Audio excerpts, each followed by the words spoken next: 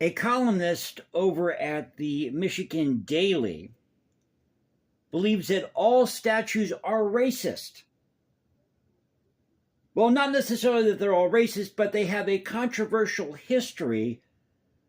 So we need to keep the statue but change the story. I'm a little confused here. So welcome back to the channel, Culture Confederacy here. It is Sunday night. Happy Sunday, everybody. And I want to share this with you because once you go down this route, and by the way, if you're new to the channel, no fancy graphics. What you see is what you get. So I use a still shot at you, me, my voice. We talk about the news of the day, try to preserve great art, music, history, and culture. That's what the channel's about. So thank you again for watching and subscribing if you've been with me for a while. But I want to share this article with you because this is a real scream to me. It really is.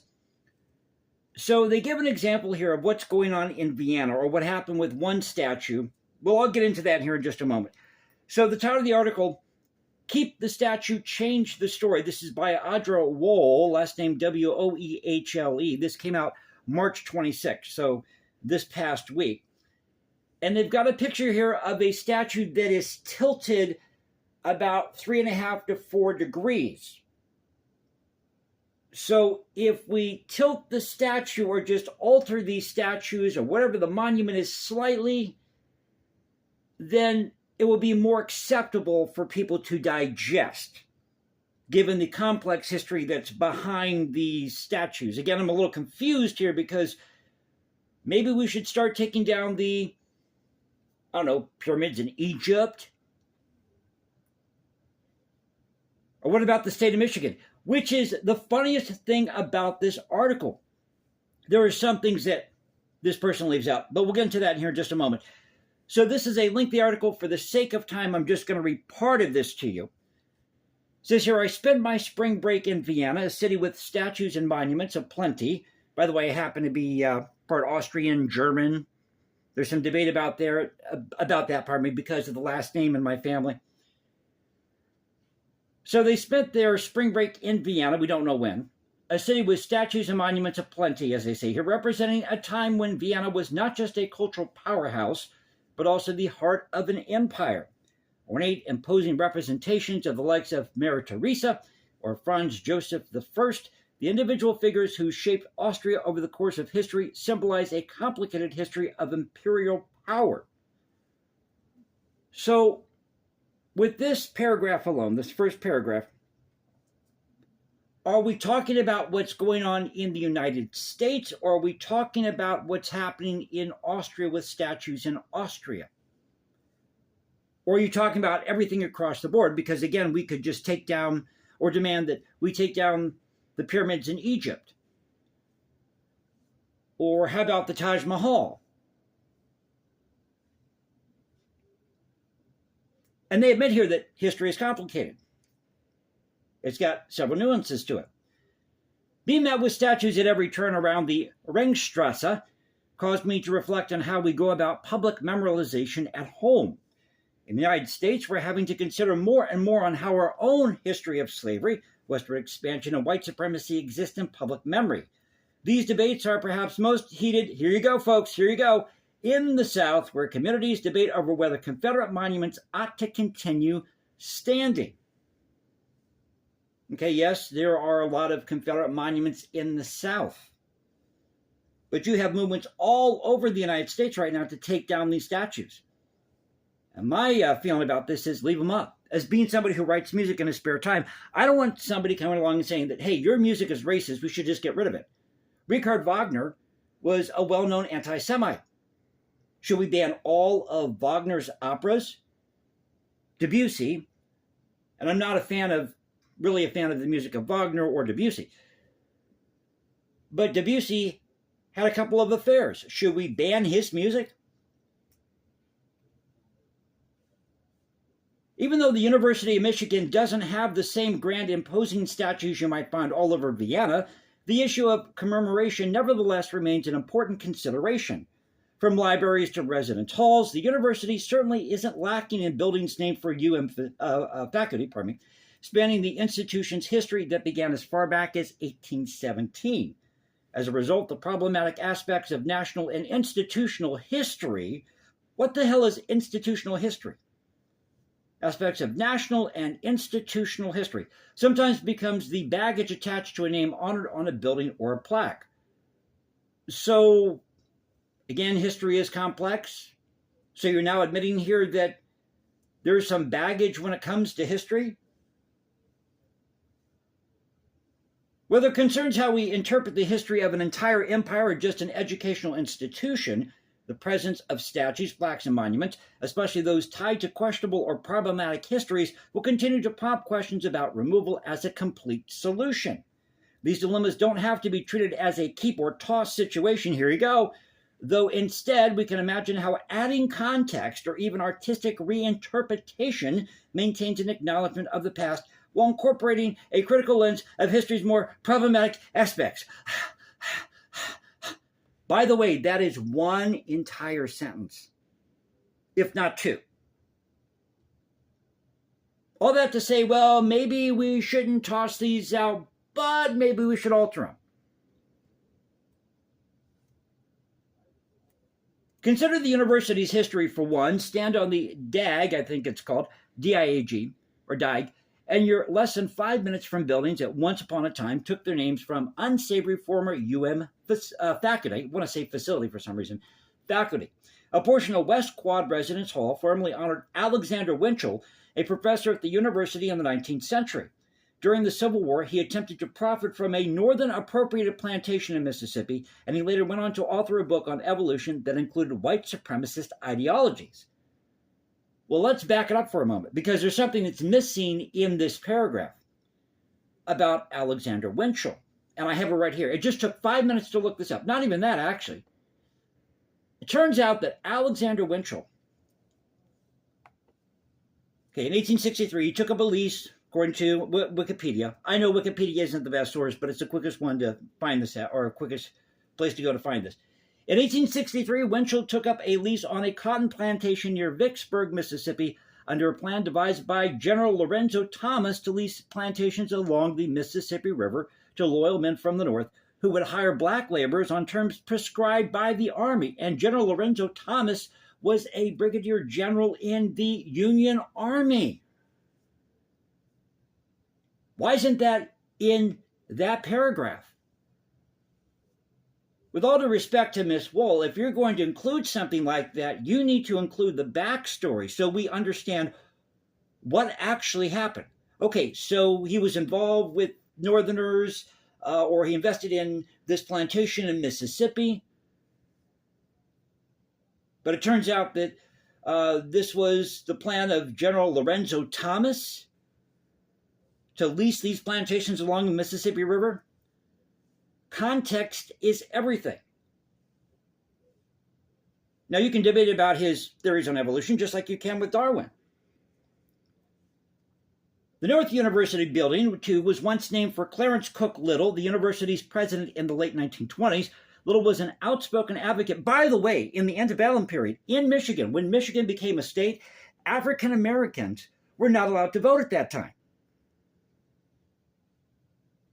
But it says here, Little was an outspoken advocate for the eugenics movement, and after he resigned from his role at the university, he became the president of the American Eugenics Society. In response to pressure from students and faculty, the university has since removed the names of both men from the buildings that they were associated with, a decision met with support from both in and outside the campus community. Now, if a community gets together, or the faculty on some college gets together, and they want to hash this out and have a vote to remove whatever the statute is, I don't have a problem with that if it's done democratically. In other words, you don't have people going in the middle of the night removing these statues. If there's a consensus that this is causing an issue, it's too controversial, then have a vote on it whether or not you want to have the thing removed. But to pin this on the South and make that the main focus here on the statue in Vienna, when I can give you a dozen instances where you had people who were anti-Chinese, as in California with Leland Stanford, governor of California, 1862. He gave a speech that mirrors the Cornerstone speech, calling the Asians or the Chinese an inferior race. Again, you've got to include, if you're going to go down this route, you need to include every example you can.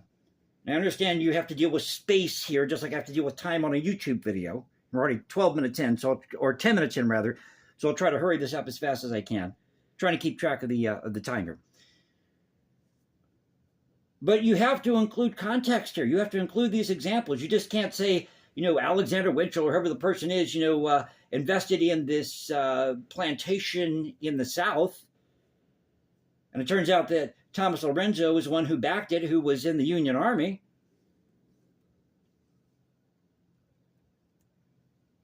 It's also worth acknowledging in places of either past or present memorialization when our communities did in fact honor problematic historical figures. So if you're looking for the perfect human being here, you're not going to find it because humans aren't perfect.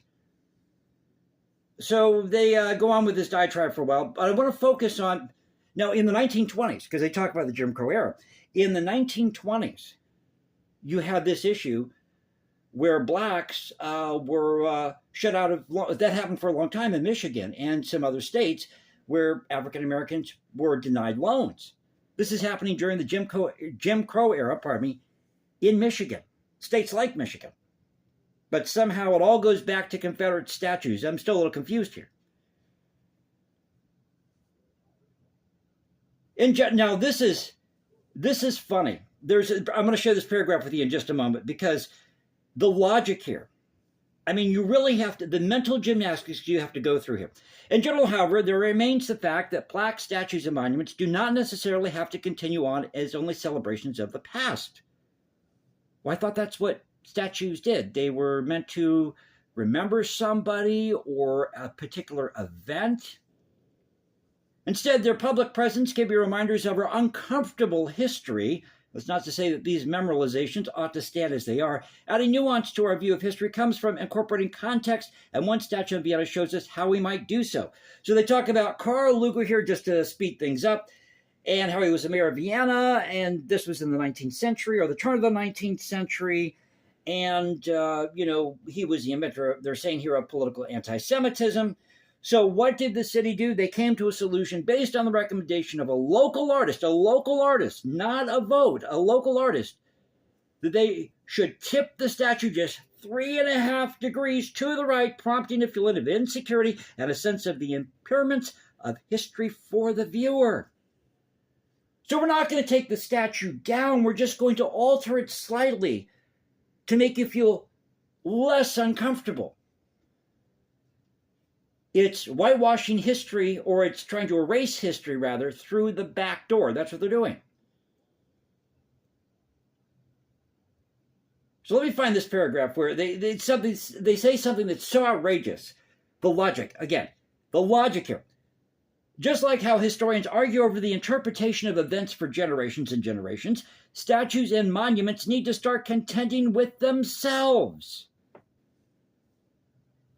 Statues and monuments need to start contending with themselves? I didn't know that statues and monuments could talk or think, that they could walk, that they could vote.